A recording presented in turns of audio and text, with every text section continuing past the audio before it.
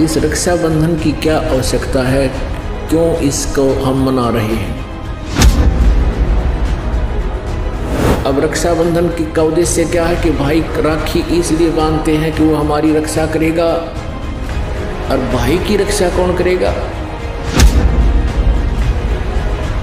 हम सब का रक्षक कबीर साहब है। कबीर परमेश्वर पूर्ण ब्रह्म परम अक्षर ब्रह्म।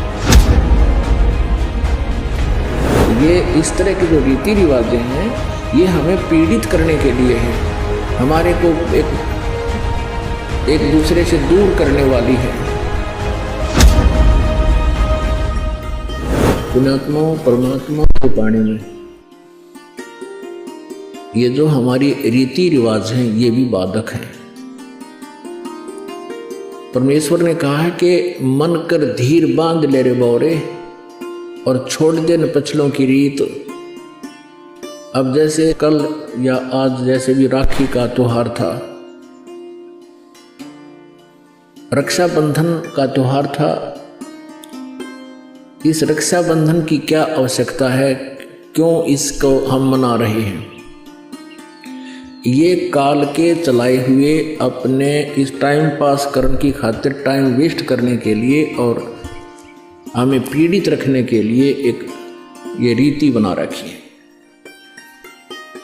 अपुणात्मा इस ज्ञान से परिचित होने के बाद हमारी आंखें खुल जाती हैं और जो समझदार बच्चे हैं वो इस बात को स्वीकार कर लेते हैं कि संत जो कहते हैं परमेश्वर का आदेश होता है, तो फिर वो स्वीकार कर लेते हैं, फिर वो समाज की नहीं मानते हैं।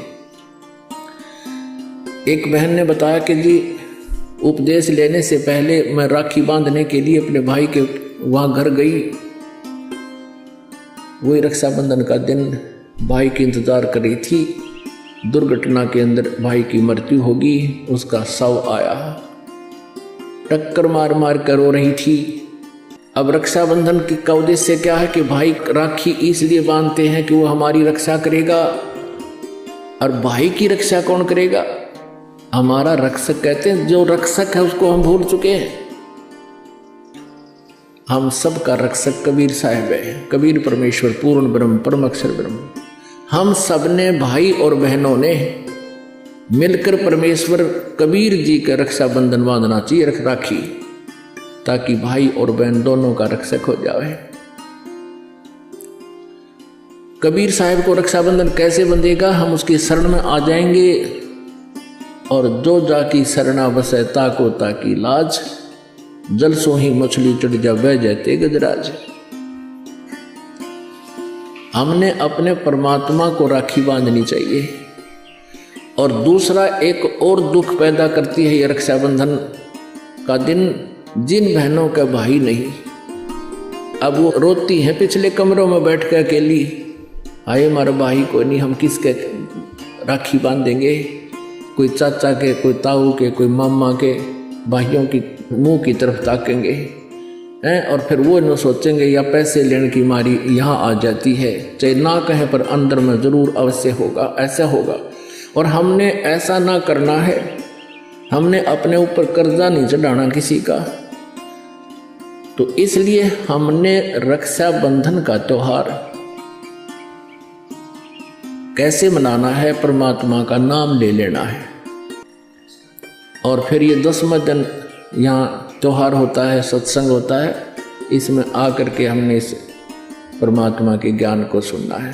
तो ये इस तरह की जो रीति रिवाजें हैं ये हमें पीड़ित करने के लिए है, हमारे को एक दूसरे से दूर करने वाली है। अब रिवाजें बन गई हैं कि बहन राखी बांधना आवेगी, उसको कुछ देना पड़ेगा, एक मजबूरी सी बन गई। तो ये भी हमारे नाते में दरार पैदा करती है। तो पुण्यात्माओं, जिन्होंने परमात्मा पाना है तो परमेश्वर के विधान को अपनाना ही पड़ेगा।